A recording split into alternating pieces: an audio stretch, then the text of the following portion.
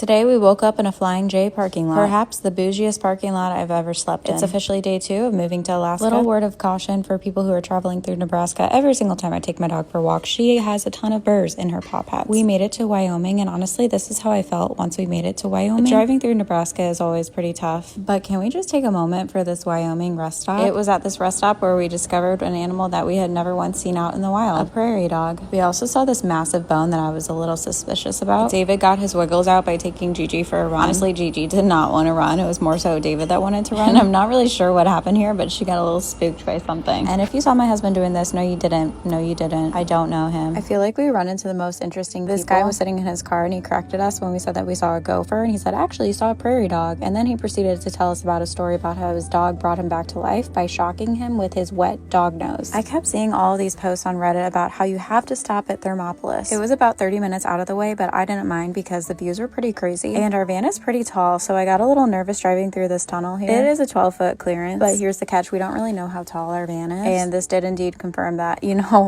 our van is way shorter than what we thought it was. I got out and I was walking along to make sure that nothing was hitting the top, because if something falls off the top of this van, we were pretty much screwed. That would set us back a lot in our travel plans. And we made it to Thermopolis just in time for the hot springs, only to be greeted by the lovely smell of sulfur. Yummy.